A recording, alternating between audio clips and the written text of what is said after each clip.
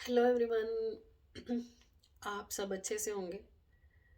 अभी हमने पिछली वीडियो में बात करी थी, हम मेडिटेशन के ऊपर हमारी टॉक कंटिन्यू चल रही है। तो आज भी उसी के ऊपर ही थोड़ा और डिस्कशन करते हैं कि मेडिटेशन से हमारे माइंड और इमोशन कितने ज़्यादा शक्तिशाली हो जाते हैं, पावरफुल हो जाते हैं। तो अगर हो जाते हैं माइंड भी और हमारे इमोशंस भी, तो उनके क्या क्या फ़ायदे हमें दिख रहे होते हैं। तो सबसे पहले हमें ये बात समझ आने लगती है कि कुछ भी स्टेबल नहीं है। दुख आया है वो भी चला जाएगा, सुख आया है वो भी स्टेबल नहीं है, फिर चेंजेस आएंगे। प्यार कंटिन्यू स्टेबल नहीं है। प्यार मीन्स जो ये मोह में हम फंसते हैं वो स्टेबल नहीं है। नफरत स्टेबल नहीं है। ना दूरियां हमेशा के लिए हैं, पास आने के मौके भी मिल जाते हैं। और ना ही हम जिनके नज़दीक हैं हम हमेशा उनके नज़दीक रहेंगे, वो भी स्टेबल नहीं है। तो जैसे ही हमें ये बात भी समझ आ जाती है, तो हमारे अंदर में जो एक कांटा होता है दुख का या डर का, वो ऐसे निकल जाता है। हम बिल्कुल दिलेर से हो जाते हैं उसमें। इसका मतलब ये नहीं है कि वो प्यार ही खत्म हो गया या हम विरागी हो गए। बिल्कुल भी इसका मतलब ये नहीं है। इसका मतलब यह है कि बहुत गहरे तल पे हम बैलेंस में रहने लग गए हैं। हमारे ही डीप रूट में हमें ये बात समझ आ गई है, कुछ भी स्टेबल नहीं है, बैलेंस्ड रहना आ जाता है। और जिसको बैलेंस रहना आ गया, 90% तो उसके अंदर से कष्ट वैसे ही कट गया। अब उसके अंदर क्या होता है, जो अवेयरनेस और जो स्टेबिलिटी उसके अंदर आने लगती है और उससे जो घटनाएं घटने लगती हैं, वो क्या क्या होती हैं। इसका मतलब ये नहीं है कि उन रिश्तों से हमारे संबंध कम होने लग गए हैं, या अब जो भी हम करते हैं, जो भी करते हैं वो हम अनकंडीशनली करते हैं। अब हमें रिटर्न की इच्छा नहीं होती है कि मैं किसी के लिए इतनी सेवा कर रही हूँ या मैं किसी को इतना प्यार दे रही हूँ तो मुझे रिटर्न मिले।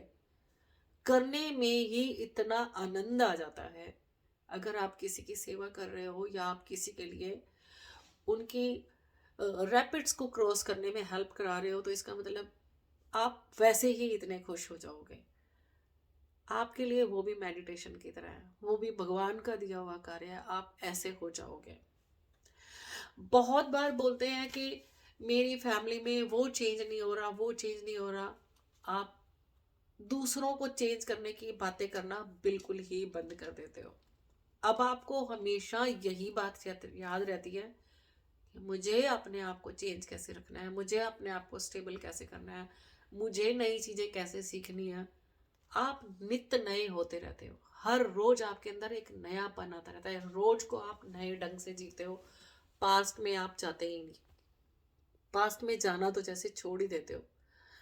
कल क्या हुआ था, आप पूरी कोशिश ही नहीं करते हो। आप बिल्कुल कर देते हो उस चीज को कि मुझे पीछे देखना ही नहीं है कल क्या हुआ था, फिर से आज को मैं नए तरीके से, बेस्ट तरीके से जीऊंगा। इतना पेशेंस आ जाता है मेडिटेशन करने वालों में।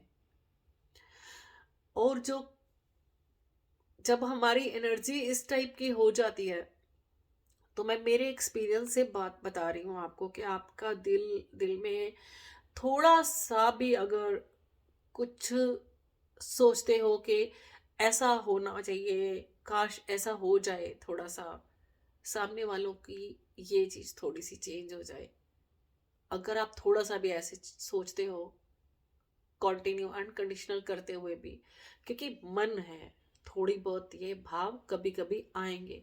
जैसे ही ये भाव आएगा आप हैरान हो जाओगे कि आपके मन की वो बात पूरी हो जाएगी, क्योंकि आपने अपना ओरा इतना शानदार तैयार कर दिया है ध्यान से कि मुझ में ये अच्छे गुण होने चाहिए, मुझ में ये अच्छाइयाँ होनी चाहिए, मुझ में नफरत नहीं आनी चाहिए, मुझ में गुस्से कम आने चाहिए, मुझ में तेरी मेरी बात मन में नहीं आनी चाहिए, मुझ में ईगो नहीं आनी चाहिए।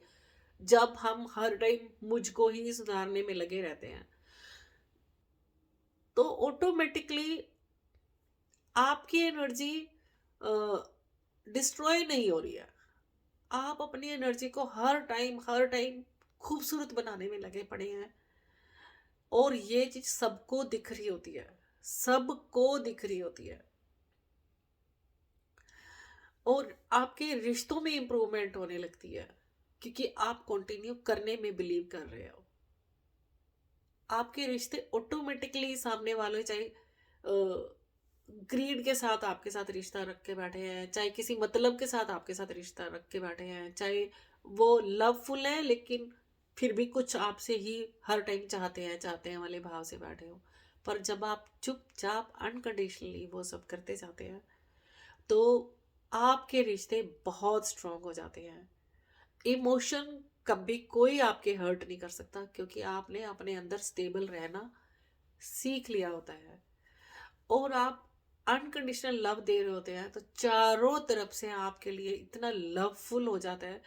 किसी से आप पहली बार भी मिलते हैं तो आपका होना इतना शानदार हो चुका होता है कि वो आपके पास आके बोलता है कि मुझे पता नहीं आपके साथ बैठ के क्या सुकून सा मिल गया, मैं तो एकदम रिलैक्स ही हो गई या हो गया। उनको समझ ही नहीं आ रहा होता कि वो एक क्या ऐसी फ्रेग्रेंस है पास बैठने से। हर बात उनको यूनिक सी लग रही होती है, कि जैसे दिल को ही छू रही होती है। तो ये क्या कम खूबसूरती है?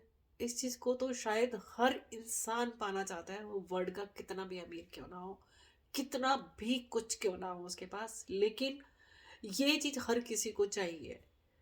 बिहेवियर इतना शानदार होने लग जाता है कि आपको पता चल जाता है कि कितना पेशेंस से, कितना प्यार से बात करनी है, और भाई उसका तो कितना ही मैजिकल रिजल्ट्स हैं।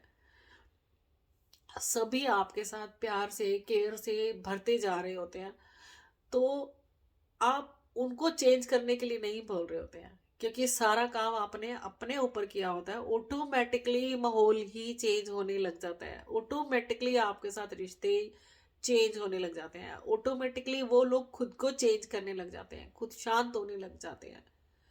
यही पावर है मेडिटेशन की और अनकंडीशनल लव की। अब आपके बच्चों के साथ रिश्ते कितने अच्छे से इम्प्रूव होते हैं।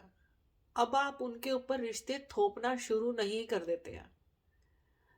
जो लोग मेडिटेशन करते हैं और अनकंडीशनल लव में होते हैं अपनी फैमिलीज, फ्रेंड, या जहां पर भी वो काम करते हैं, तो ऑटोमेटिकली वहां पर चेंजेस खुद आने लग जाते हैं, क्योंकि आप उनको उनके स्पेस दे रहे होते हैं।